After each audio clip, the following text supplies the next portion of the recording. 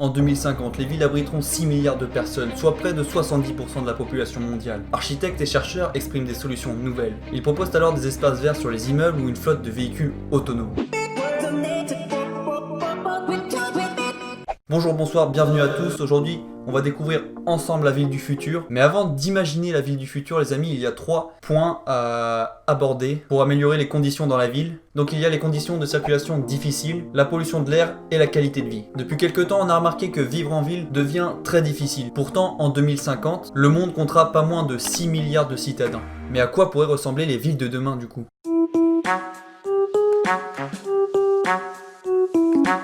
Ça sera tout d'abord une ville durable, bien sûr, qui sera compatible avec une planète aux ressources limitées. Même si les idées proposées par les architectes peuvent être parfois un peu folles. Tadam, voici mon projet. Ah ouais, quand même, c'est pas un peu trop... Ouais. Donc ça tombe bien les amis, la ville du futur existe déjà, et oui. Mais moi j'étais pas au courant jusqu'à maintenant. Enfin vous allez voir, elle est pas totalement finie. C'est un truc de malade. En plein désert à Abu Dhabi, dans l'Émirat Arabe Uni, si on regarde sur une carte, c'est ici, une ville ultra moderne et construite de toutes pièces. Son nom, Masdar City. Elle est dédiée aux technologies du développement durable, sans voiture, sans émissions de gaz carbonique, et oui, elle accueillera pas moins de 50 000 personnes, et 1500 entreprises. Sérieux, sans émissions de gaz carbonique? Bah ouais, bien sûr, et on va y arriver. Mais comment?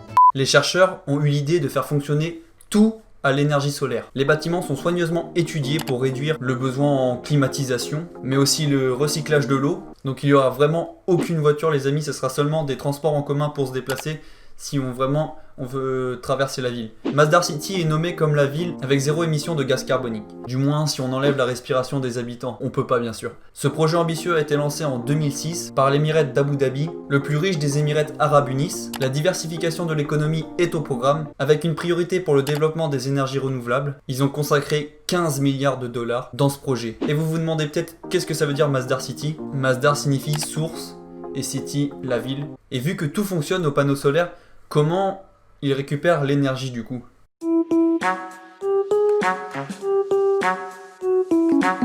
Elle sera récupérée par des capteurs intégrés aux bâtiments eux-mêmes. Masdar City utilisera aussi l'énergie éolienne et les détritus organiques, qui va servir de supplément à l'énergie solaire, si l'énergie solaire ne suffit pas. Les habitants n'auront pas à renoncer à la climatisation, mais elle ne sera pas assurée par les actuels compresseurs. La ville elle-même sera conçue pour minimiser la dépense énergétique.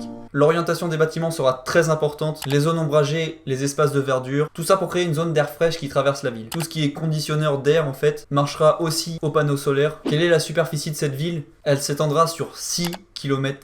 Oula, ça rigole pas du tout en fait. Oh, c'est pas grand chose, on est riches nous. Je vous ai pas assez parlé des moyens de transport en fait. Ça sera un système de véhicules électriques autonomes qui peuvent être sur rail ou glissant, dont on promet le voyage qui sera quasiment de porte à porte. Si vous voulez, vous pouvez aller voir sur Google Maps, vous cliquez, vous tapez Masdar City, vous allez tomber sur la ville et vous pouvez voir, il y a plein de photos et voilà, vous pouvez voir à quoi ça ressemble. Il y a plein d'endroits sympas. Si vous voulez découvrir quelques lieux que j'ai pas montré en vidéo, n'hésitez pas à les voir. Donc voilà, merci d'avoir regardé jusqu'au bout. N'hésitez pas à partager, à vous abonner et me dire en commentaire si ça vous a plu. Je vous dis à très bientôt, c'était Malcolm. Salut à tous.